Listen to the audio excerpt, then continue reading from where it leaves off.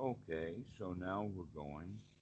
Yes, what we were talking about was is that as we get on the spiritual journey, as we start living the Dhamma, as we begin to give up old bad habits that we picked up from our old associates, including family, then when we start to come out of that, we're no longer like them, and that we tend not to associate with them.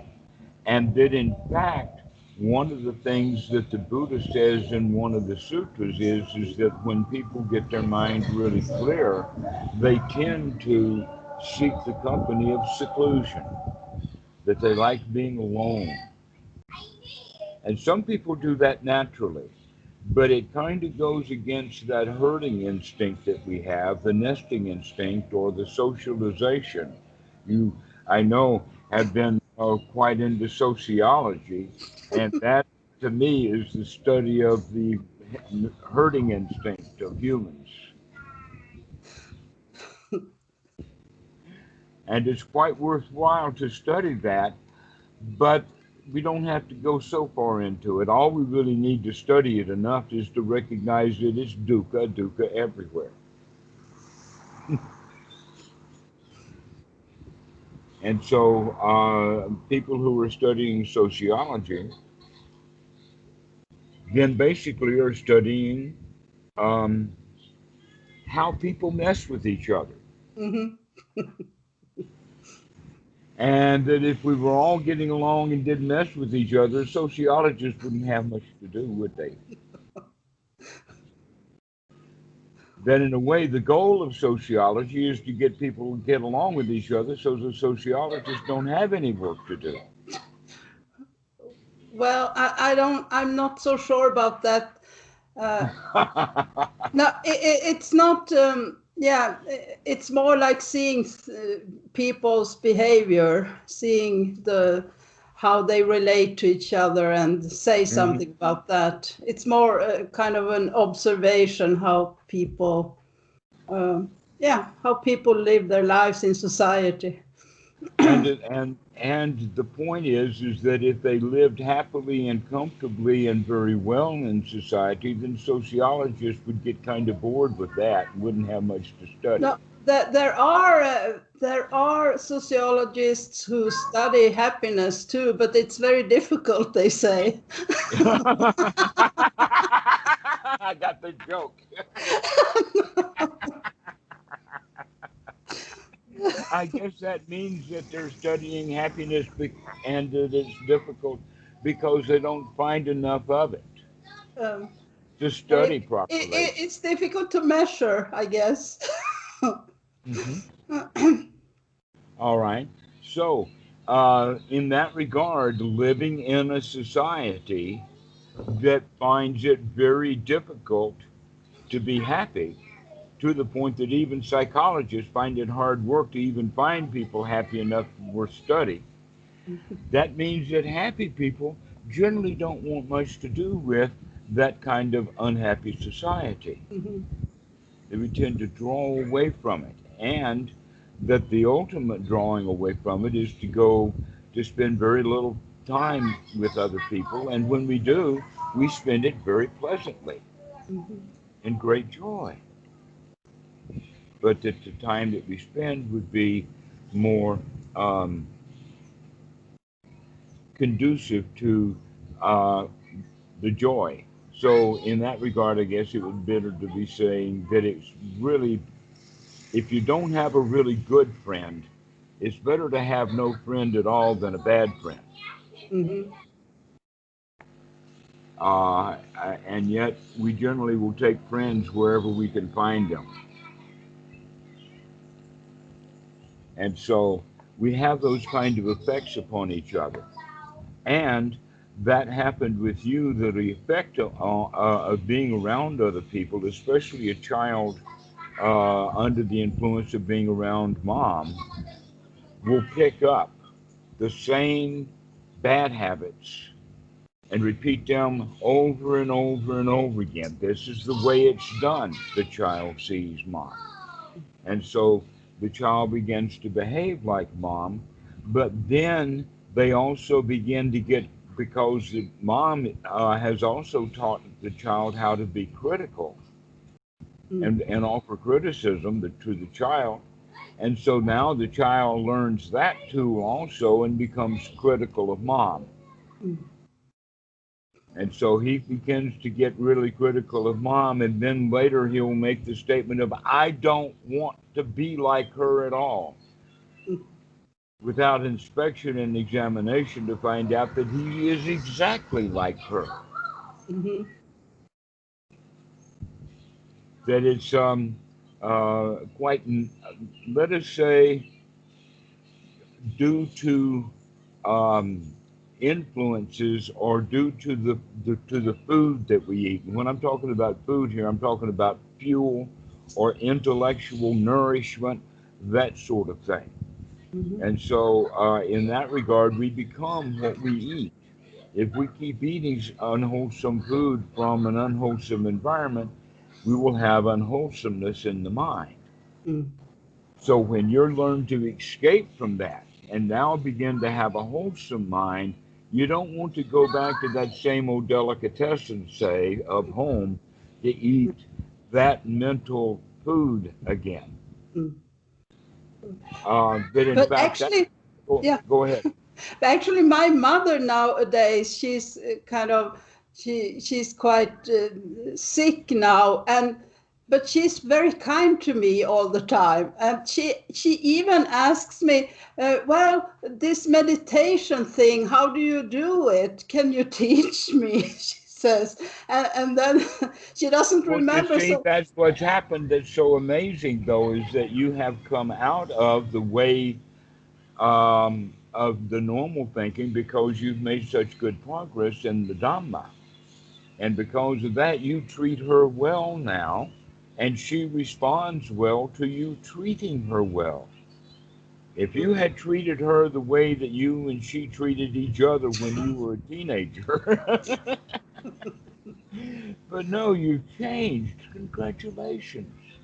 Give yourself credit for that you have been able to come out of a lot of that old stuff that plagues our entire society, so that kind of behavior gets transmitted from generation to generation to generation. Okay. And some of it is quite easy to see from the outside, but almost impossible to see from inside that family. Yeah. The family members themselves cannot see what the family storyline is, basically, until we come out of it. And one of the ways to come out of it is by being physically away from the family, which is, for Westerners, is very good. Where the Thai people, they tend to, once you're in a family, you're in the family. And the family is actually, quote, close-knit.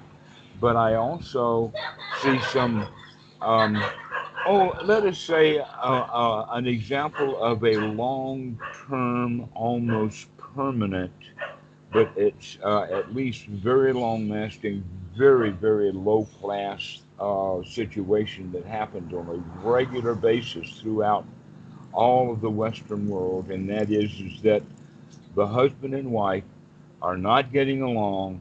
They opt for a divorce rather than mental fixer-upper. They've divorced, they separate, and now there's the issue of child support. And it's an ongoing problem. Well, guess what? In Thailand, there's an easy solution to child support. And that is generally the kids are going to be taken care of by the father's mother, or at least the boys, and the girls will be taken care of by the mother of the wife. Grandmothers are very, very deep into the family in Thailand, and it's a matriarchal system, which means then that when the husband doesn't want to pay the child support, the one he's going to get it from is his own mother. She's going to make sure that he pays the child support. And so that's a very interesting way of taking care of it. And it tends to be much less of a problem here in Thailand than it is in the West. I mean, I would think that 20% of all court cases have to do with this one issue Mm-hmm. recurring over and over and over again. So, um, the point that I'm getting is that in some cases, having good family structures is an enormous benefit. But generally, the way the family systems have wound up in the West, they're not a benefit to each individual person, but in fact, it's something that we need to escape from. Just as Jesus was saying, let's have our family to be nobly inspired, nobly acting, high quality people. Mm-hmm. If you stay and live with high quality people, then that high quality is, let us say, the milieu or the atmosphere in which we live. And so we tend to start behaving that way because that's how all of the examples are. This is why it's so valuable for you to go and stay in a place that we've been talking about. Aloka, is that the name of it? Mm-hmm. Okay, Yeah. yes. Um, they're in Southern California, but they're on their own. They broke off because they didn't need the help of the bhikkhus anymore, Mm-hmm. and they got it sustained. And not only that, if you noticed on one of the pages, uh, was that there were two lay people there with the nuns Yeah. that had been there long enough to get their photo on the website. Mm-hmm. How many others that are coming and going, we don't know. Yeah. One's already at the level of Anagorika, which means she's dressing in white, and the other one is just a layperson. Mm. This is very common, Okay. and I want to emphasize that these wats and temples and things are open and available. All you have to do is have the enthusiasm and the trust to go for it. Mm-hmm. Okay. That sounds great. Yeah. But going back now to that point about food or nurturement, I spent quite a long time with Catlin and Chintan on Sutta number 38 in the Majjhima Nikaya. And that sutta, the name of it is the Mahatanha Sanghaya Sutta. And that it means, uh, it's got tanha right in the name. And it's basically talking about the destruction of tanha, but in the regard of the destruction of tanha is the destruction of anything. When anything loses its support, its fuel, or its foundation, then it is subject to collapse. A king, for instance, who has no support from the people will collapse. Mm. And the same thing happens within family structures, and it also happens within one's own mind a lot, in the sense of tanha. When if we remove the supports from tanha, then tanha will collapse. Mm. When tanha collapses, then selfishness also collapses through a sequence of events, like tanha leads to upadana, or the grasping leads to clinging. I want it leads to I gotta have it leads into uh, the clinging, but the clinging then, if I'm clinging to something, that means that I'm a prisoner to it. Right? Never mind who won't let go. The fact is that you're not free from it. Mm-hmm. And so everything becomes a prison that way that we cling to. So if we, this clinging has fuel, and the fuel then is the tanha, the wanting it gives to the grasping. And the wanting comes from the feelings. But never mind the classical stuff. Let's look at the fact of the relationship between anyone and his mother, in the sense that mother supplies a fuel, a mental nourishment, and that may be unwholesome nourishment, but that's what the child picks up and owns it and creates it and then nourishes it himself. We too can do that with wholesome skills, just like we've done with unwholesome things. Yeah. And so this is an example then of what we what we think of what we call magical thinking. Magical thinking is to think that something can exist without any fuel. That's the ultimate source of magic, and possibly the deepest source of magic would be I am. As Descartes said, I think, therefore I am. Mm-hmm. When we say therefore I am, or I am that I am, and that kind of stuff, that's an indication that I am and I exist without any fuel, which is magical thinking. That Mm-hmm. in the Buddha's dispensation, in fact, we see that the self arises due to a fuel, or due to a nurturement, or due to a cause, and that everything happens with a cause. So that when we remove ourselves from the cause, that means that the effect will dwindle and die away. Mm-hmm. Generally so. It's likely to happen. Yeah. Mm-hmm. Um, when two people stop arguing, more than likely, each one of them individually going his own separate way will settle down. Mm-hmm. Why? Because they used each other as a fuel for that argument. Here they are angry and angry and angry, using each other as a fuel, but when they separate, the fuel is not there, and eventually the fuel is consumed that they have, and they mellow out or they cool off. Yeah. So this is such an important point for us to start looking at this cause effect, or this paticca samuppada, or this idiopapajayata, in many many ways, because in fact the personality you have is the personality of your mom, but now you're not treating her with the same personality she treated you with.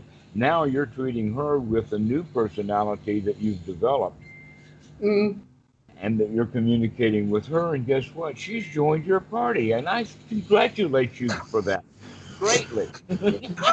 Yeah, that's a miracle, actually, I guess. It is actually a miracle, isn't it? Yeah. And so keep remembering that nothing exists without a cause. This is one of the issues of why people get hung up in religion, is because it looks like that, the magical world of afterlife and whatever sounds like a good idea, but they don't inspect it from the issue of, well, what is the cause? What are the sources of the power? We can look at it from an engineering or a physical or a physics perspective. And just, 2,000 years ago, when all of that stuff was going on, we didn't have the scientific background, nor did we understand this very simple concept that the Buddha found out, that is, in fact, the source or the foundation of all science, is this issue of causality, that this causes that. Yeah. All right. For instance, the sun shines because of the fire inside the sun. If there were no cause and effect, the sun could shine on internally, but the light never gets to the surface, and then we would what? We'd be in the dark just the same. And look at all the other tens of billions of different kinds of causes and effects that are happening all the time. Mm-hmm. That we're in a sea of cause and effect and cause and effect. And that sea of cause and effect means that everything is in turmoil. Everything is in flux. Everything is constantly changing. And if that's true, then so can you. You can change too.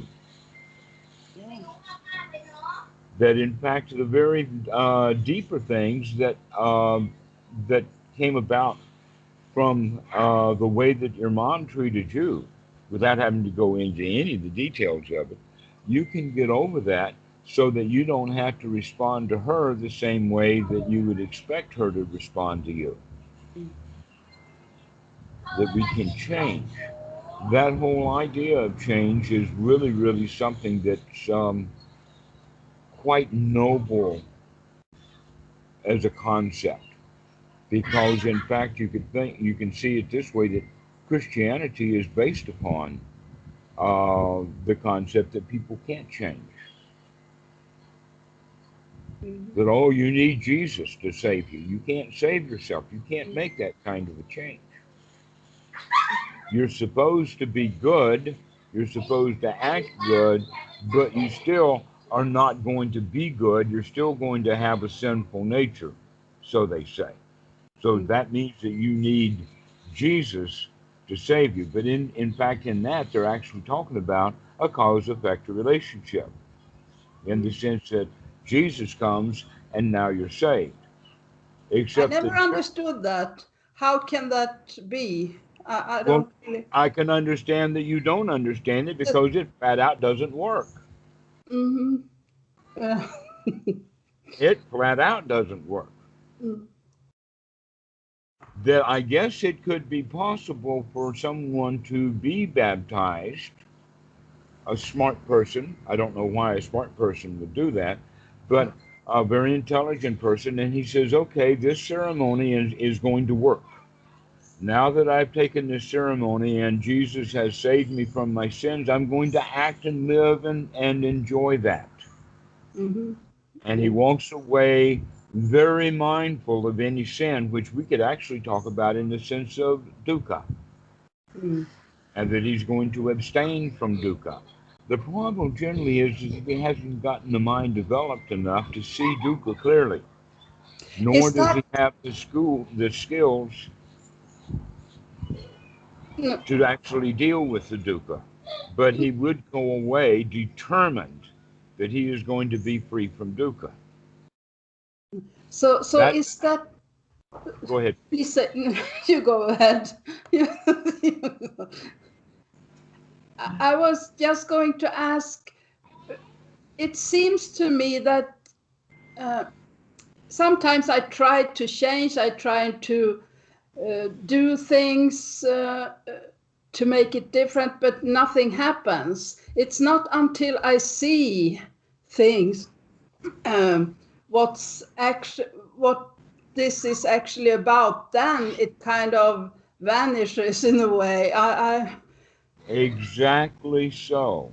Once we see things really with full understanding, once we see something how it is, we don't go back. Okay. All right. But when we use it as part of the rules, we've learned it as a child, or we learned it in a Dhamma lesson, or we've heard it and we think it's a very good idea, so we make a rule out of it. Oh, you shouldn't be doing that. But we still have the propensity and the intention to do it because we've not yet have seen the dukkha in it. Okay. Once we see it with full comprehension, once we see that it is such wrong-headed, that we're actually the Buddha talks about this in the sutta, that if we hold to views that things exist without a cause, that they don't have fuel for their fire, then that is going to always continue to wind us up in a woeful state. We're going to wind up in pain, in suffering, and do things to our detriment. Okay. That makes a lot of sense. Right, but when we begin to see that, oh no, if I do this, it will have an effect. I cannot create this cause and let it have no effect. That's exactly one of the ideas, is I can get away with it. I can go ahead and shoplift this now because there's no store clerks around to catch me. Yeah. And so the kids will shoplift because they don't see a deeper danger in it. The deeper danger is that the mentality that they develop, I can get away with it, is going to be there at a time when, oh no, you can't. No, you didn't. Yeah. Oh Yes. no, you can't get away with it every time. So, So are you saying that what we learn is how it is?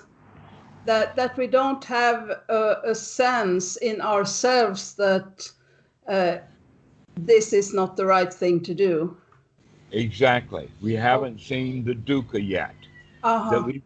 we've just been informed that it is dukkha, but in a way Okay. we have to test it for ourselves anyway. The Ah, question is, can you test and then get a good observation of your test, the results of the test, so that you can firmly understand, I don't have to keep doing that over and over again to prove it to myself. I can see it for sure right now. okay. Now I see. Yeah. Mm-hmm. And this is why the Buddha talks about right, deep understanding, clear comprehension. These are the kind of words, because otherwise we just make a rule out of it. Oh, now I see. I think I haven't understood those words in a way. Yeah. Now I see.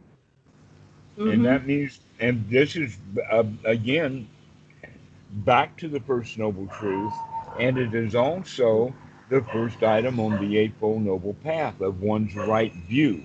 The Mm. right view is to keep looking at this stuff until we So, understand it completely. so there has to be this pain to to become happy, because that I see that when I am in kind of very almost despair sometimes. I don't know, and then after that this clarity can come, and it feels like such a relief, and freedom comes with it. Yes. Have you ever heard of the story of the hot potato? I'm not sure. I don't. Okay, well, basically, it can be a children's toy that they take the hot potato, but I don't want to hold it long, so I pass it to you. And you don't want to hold it, so you pass it to someone else until they pass the hot potato around. But Mhm. we can think of it in the sense that right now there's no one but me with that hot potato. When I recognize that this potato is hot, what am I going to do with it? Drop it. I'm going to drop it. Exactly. ah, but if I get this potato and that I mistake the hot potato for a warm, a delicious, salty, oily French fries, then I'm likely to not drop it so quickly. In other words, I'm looking at the delight. I do not see the pain that this is hot. Hmm. It should be put down. All right. Yeah. Hmm. So that's another way of talking about the fact that we don't see things clearly because we add elements from the past.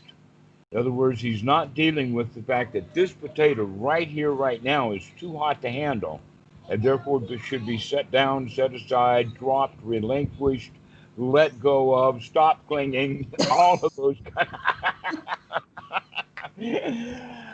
of and so, but instead of doing that, we say, well, wait a minute. I used to find great delight. Let me look for the delight in this hot potato, and I'll keep it around thinking that it might be valuable, wholesome, and Yeah. useful someday, where in fact all I'm getting is hot. Yeah. Over and over and over again. Over and over and over again. All we get out of it is hot. Yeah. And so now you're in the process of beginning to recognize how things really are. And when we do, when we really see how things really are, we do want to let it go. We can see the dukkha in it. Yeah. Hmm. And that can be in many, many different cases. In one, actually, it was a conversation that I had with one student who shall remain nameless, was a session on pornography. Uh-huh. Okay, and that pornography is that hot potato for these young men. Hmm. All right, Yeah. They're looking for the delight and the advantage, and they can't see the heat that's burning them. Mm-hmm. Yeah. And when they recognize that these porn movies are poorly done, not very artful, and that the people involved with it are not in wholesome states of mind, and that there is a kind of abuse going on. And look at these pornography videos, tested with them. Mm-hmm. And you know exactly what I'm talking about. You would verify that you would find watching videos of pornography are disgusting. Yeah. Yeah, they're disgusting. You don't want to watch it, right? You're not going to sit there and watch an hour of it and then watch another one that's an hour long and then watch another one an hour long after that. It's just enough already. No. Just 10 seconds, 15 seconds, right? And that's Mm-hmm. about it. Yeah. All right. The videos themselves are disgusting, Mm. but the young men cannot see that disgusting quality of these videos. Mm. All they can see is the delight in them. They can't see that they're hot, that Right. they're disgusting, that Yeah. they're not worthy of our attention. And Mm-hmm. so, because of that, they lust and seek pleasure out of it, and no pleasure can be found therein. Mm. Yeah. That uh, those porn movies are very little fuel, Mm. very very little fuel in that real fuel that's useful, delightful, and yet that's what the young men want. They want to be delighted. They want to feel really good about themselves, and they wind up feeling really guilty about it. Mm-hmm. Yeah. So uh, that's just another example Mm. of how we take delight in things and we can't see how dangerous they are, even when we've been warned that they're dangerous. And we'll say, all right, yes, we know society doesn't like. Every young man will close the door of his bedroom before he does his porn thing. And he'll point his laptop so that the door people, when they open the door, they can't see what he's looking at. And as soon as anybody comes in the room, he's going to close that laptop, turn it off, right? Mm. Why? Because he's embarrassed, because he knows that it's wrong Mm. from the rule perspective, from the Sila Bhatta Paramasa, from our herding instinct, that the herd disapproves of Yeah. pornography, Mm-hmm. right? But he individually has not seen the danger in Yeah. it yet. Once he sees the danger, that danger will then override his delight.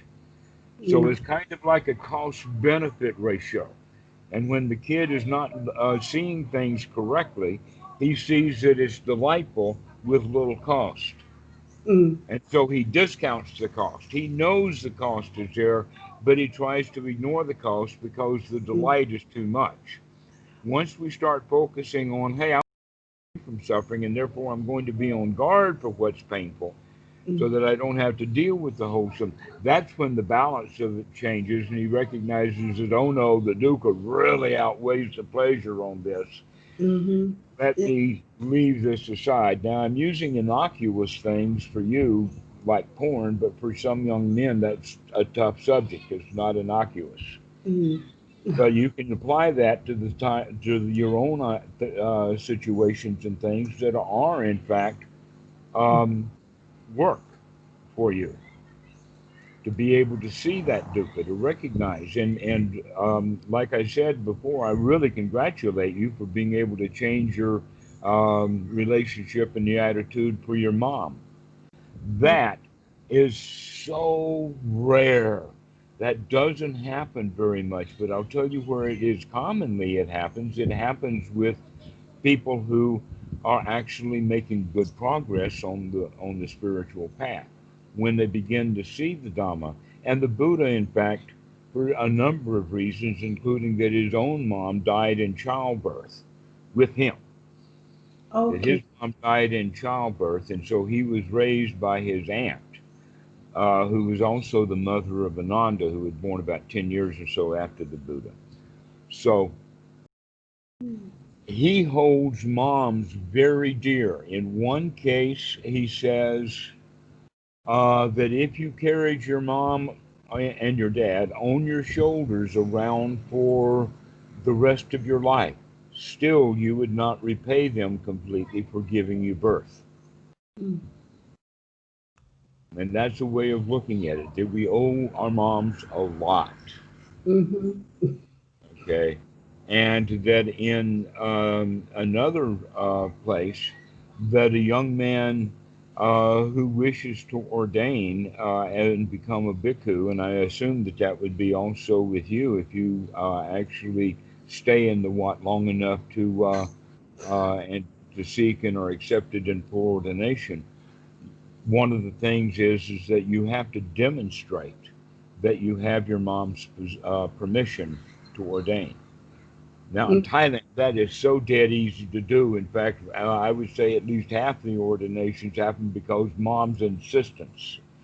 That she requires that the young man go ordain. But in the West, because let us say seeking a life of happy seclusion and living in a community of other very noble women is not something that is well cherished in the West. Many people will find it, let us say, time consuming to get their mom's permission.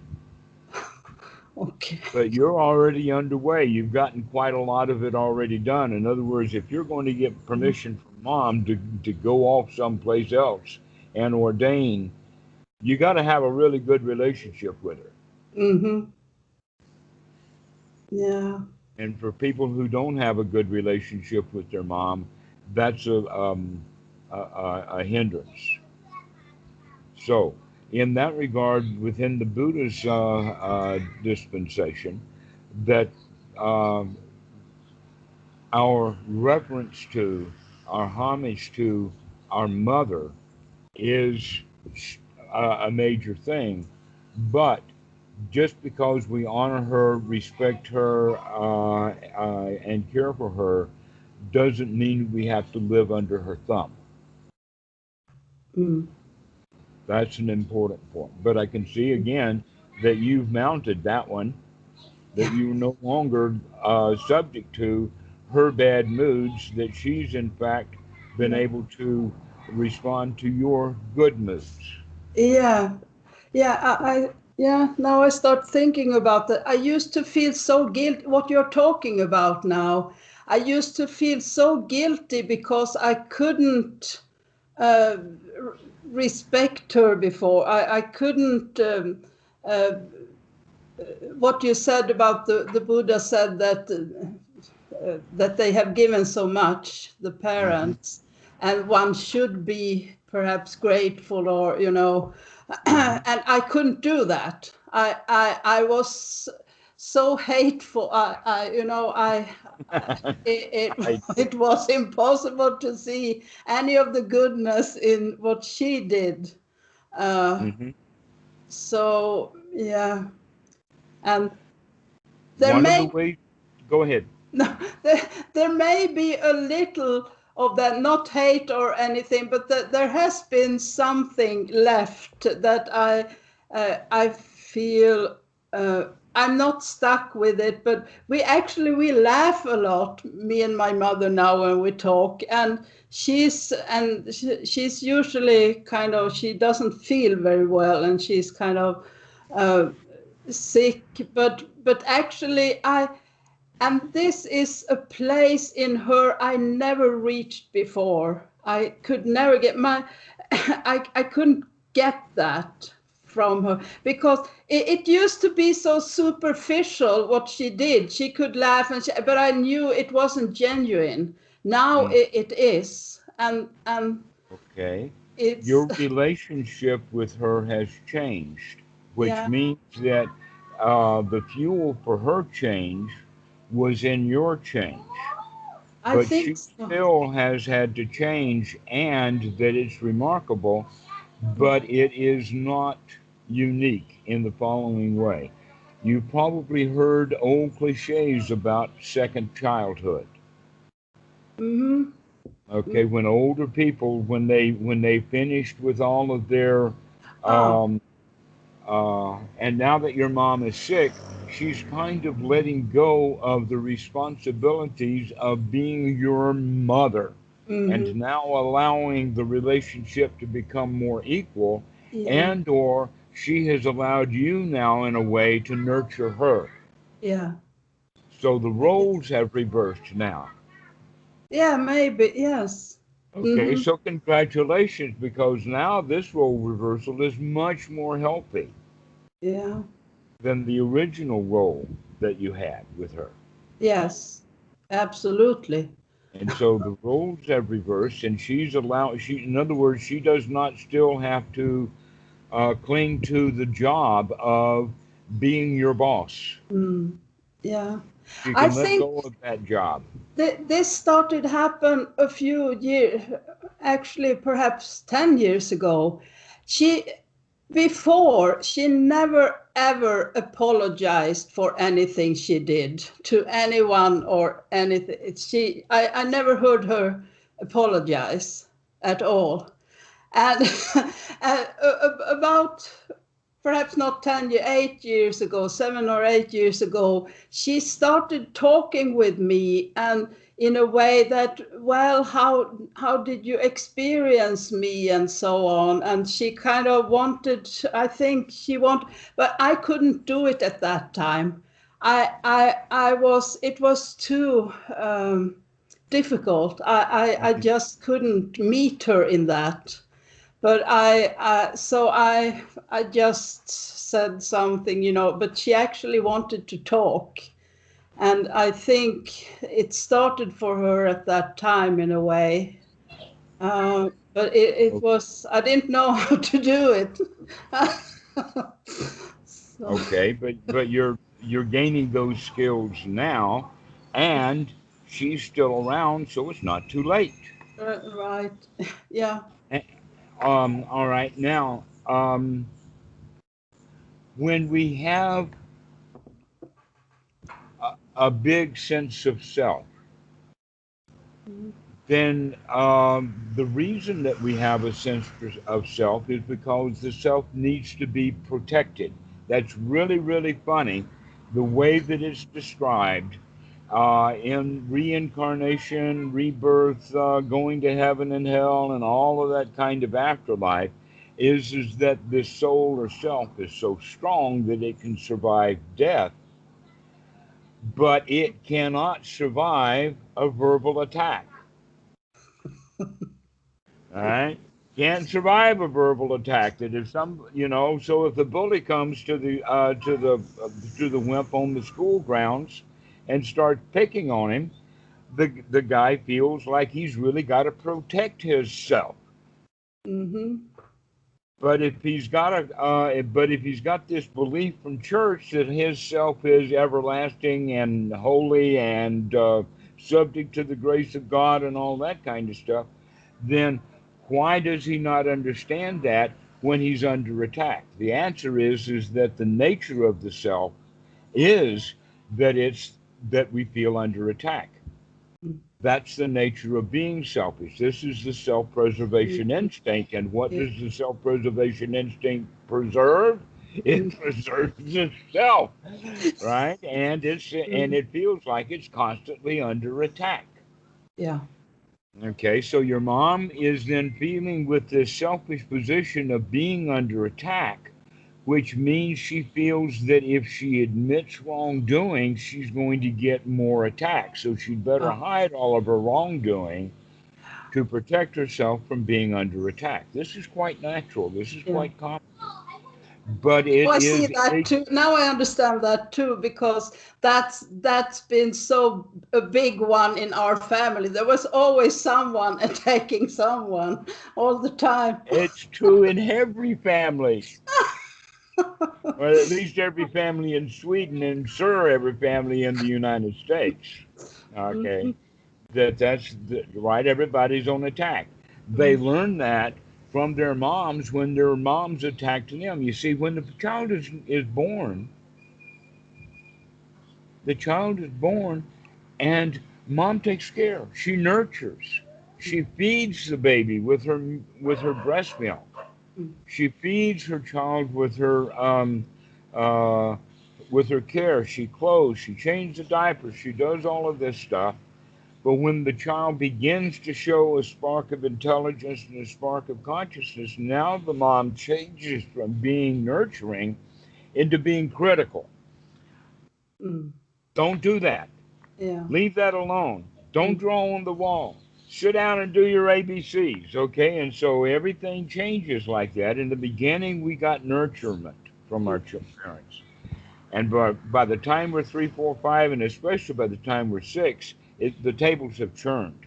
Mm. So, with this criticism, now is the main thing on the menu. That's what the Mm. kids pick up. So when they're adults, they're going to be critical of each other in that Yeah. family.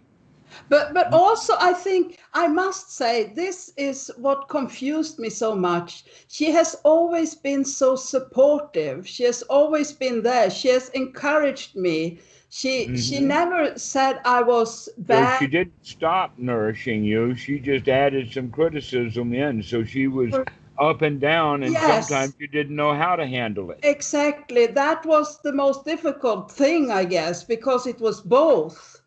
And then I couldn't But kind that's of the job of a dismiss. parent. Both of those jobs are the jobs of the parent. And they can either do it wisely or they can do it ignorantly. In other words, Mhm, when it's time to be nourishing, many parents are critical. When it's time to be critical, they become nurturing instead. Oh, mm, boys will be boys. Yes, you did rape yeah, that girl, but it's all right. We'll yeah, we'll take care of this somehow. We're family, you know. yeah. Yes. Right. Right. So they're critical when That they should makes be nurturing, and nurturing when they should be critical because that they. makes sense because this has been so confusing for me. So very confusing all my life with her. Yeah. Okay, so now you see where the fuel for your own confusion has come from. Yeah. And so now that you're cutting that fuel off and getting a new fuel, and that new fuel is investigation. Look Yeah. at closely what's going on. And by Mm, doing so, you can say, all right, we can do things differently now. I don't have to deal with her with the confusion that she taught me. I yeah. can deal with her with joy instead. Yes. I've kind of been doing that, but there was still this confusion in me around the whole Well, thing. it takes a while to weather a wave. Like I said, the root will stay Mm, long time, but every time it pops a shoot up, you cut that off, and eventually that root will die. yes. I told you that story last time. Yes, you did. Yeah. Okay. Yes. So every time that confusion comes up, knowing that you've already had great success at dealing with it. Mm, So don't lament that it's still there. mm, Be happy that you can catch it when it comes up, that it's not going to come up and overwhelm you and put you back into a state of confusion. yeah, right. Yes. And not only that, but that confusion will basically generally have a bodily sensation, Yeah. which means now we can use the breath to breathe into that area and break that blood chemistry situation up and change your blood chemistry with the deep breathing. Yeah. Yeah. Exactly. And then I get to the body too, because and that's yeah, that's something I tend to cut off. So Okay. Now, one of the things that I find so powerful in one of the suttas about when the monk is truly on the path, then if he actually does a wrongdoing, or let us say he breaks one of the Patimokkha rules, that it is his intention to confess that to either his teacher or to some elder monk, someone who is a great deal older and a lot more panza than him, the temple abbot, his teacher. You don't do it with your peers, but you go to some authority and confess and say, I have done this mm, with the intention of rehabilitation, not punishment. yeah, You see, in fact, the rehabilitation is much more the quality from the parent of nurturing, and punishment is from the critical parent. yeah, All right, and so we will admit wrongdoing because it's very, very rare for a monk to get thrown out of the Sangha. Generally, every mistake is repairable if it is repaired. And so that confession is so valuable for the monks. Look how valuable it is also for us to get things off our chest. That if I've said something wrong to a student, I should apologize. And I do. I like it. In fact, that's one of the things that I sent for something that happened long ago. I sent a nice belated, um, let us call it heavy duty apology to Danny about something that happened. I don't know where, way back when. So I made a statement to him then that I recognized it was shameful. And so I confessed it to him, and I said, I apologize for treating you that way. And he says, oh, you don't have to apologize. You're my very best friend. You're such an excellent Dhamma teacher. You don't have to apologize. And my response back to him was, Danny, you will not talk me out of this apology. It's just simply too delicious. And it is. It's delicious to get that stuff off your chest. Yes. If we know we've done wrong, let's finish it off and get finished with it. Yeah. Actually, I've been doing that for many years now to authorities, and it's so scary. And I expect punishment in a way, but that doesn't happen even with them, those who have the power. Well, this is actually one of the foundational points of AA also. That's why the system generally tends to work. It's because it's got such beautiful qualities built into it that completely mesh with, let us say, wise thinking, and therefore is going to mesh completely with the Buddha Dhamma. Right. But in fact, in the 12-step program, they'll actually send people back to apologize to the people that they've really screwed over. And when you're a drunk, you tend to really hurt people, and so that requires an apology. Yeah. Yes. Yeah, I know. That's one of the 12 steps on the program. Yeah, I didn't know. Okay. Yeah, I didn't know this was so closely related to the Buddha's teaching. That's great to hear. Yeah. Because those things are the things that are actually working. Right. Yeah, that we don't have to carry that burden of our own guilt around anymore. We can get it off our chest. We can let go. We don't recognize that keeping that is like keeping a hot potato. Yeah. The deliciousness of it is that I have self-protection. It's like a tool that I use to protect myself. This lie that I say, that I didn't do it. Yeah, nothing to hide anymore. And now there's nothing to hide anymore. Exactly. So I don't have to hide. Right. Yes.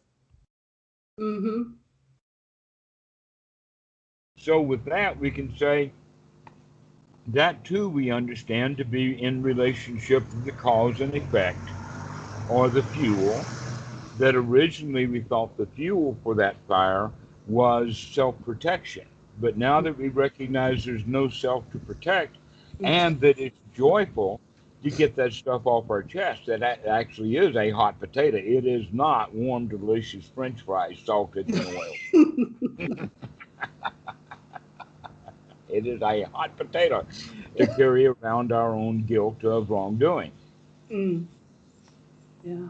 And it generally affects the relationship. So now your mom, she's ready to get that off her chest, to come clean with you, and to have a much better relationship with you. And I congratulate you both for that. That's so beautiful. That's so great. Yeah. So I suppose then that she's going to be okay when you pack your bags. Yeah. Yeah. Let us say bag, one bag.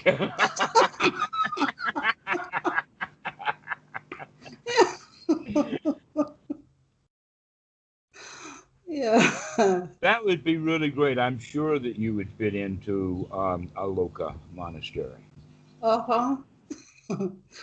Uh-huh. It looks like a really nice group of ladies. Yes, it did. It looks like, wow. Mm-hmm.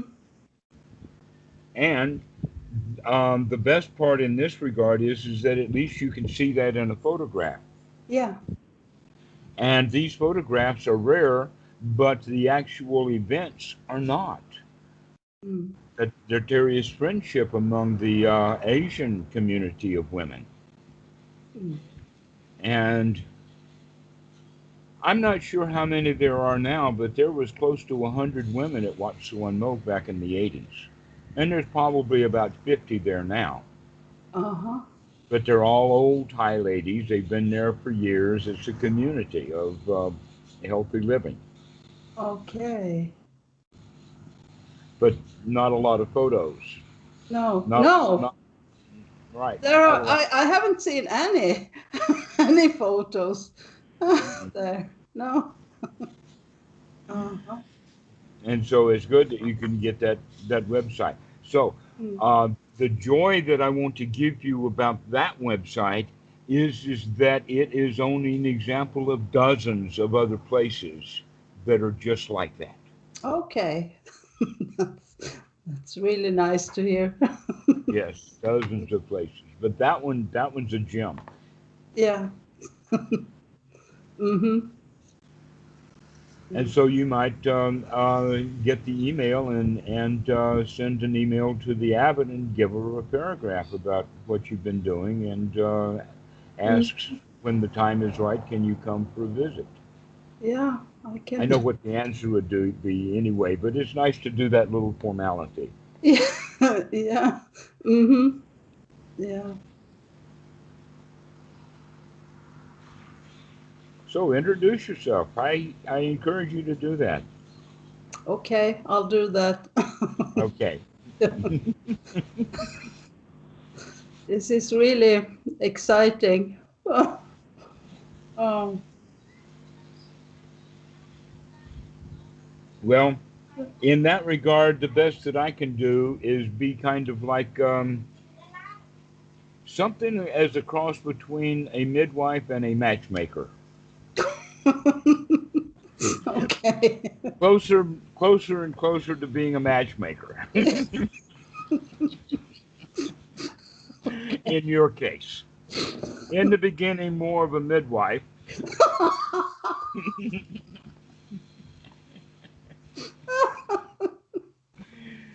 But I don't know how far that goes because it's more like taking a dump than giving.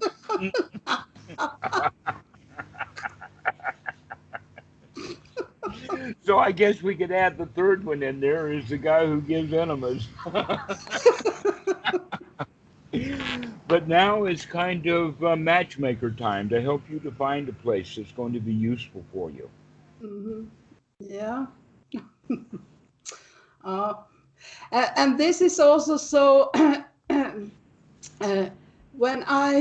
many years ago when I first started the meditation and went to retreats and so on, there was some special experience I used to have around this, and it's back now. It's back. It's like I'm back on that in that direction I was off for years, but now I'm kind of into that again, and it's like, oh, perhaps it's Okay, the way. continue to add the fuel to the fire. Continue to develop sukha, pleasure, enjoyment. Wow, this is really nice right now. Yes. Yeah, it's happening again. It's been on the right way all along, but it kind of it stopped a little. I was still there, but it now it's things are happening now. Yeah. Okay. Mm-hmm. Well, let's keep in mind this whole idea of everything requires a fuel. Mm-hmm. that a child is not going to learn to play the piano unless he practices the piano. Yeah. In that regard, you're not going to learn joy if you don't practice it. Right. Right. Mm-hmm. Yeah. And so I'll that's keep what we're doing. doing, is the development of joy. And I'm glad to see that you're fully underway with that. So that's Mm-hmm. really great. Yeah. All thanks to you. I wouldn't have known how to do this otherwise. So yeah, Well, keep it's going. yes, absolutely. I will. It Thank ain't over. The roots aren't dead yet. no.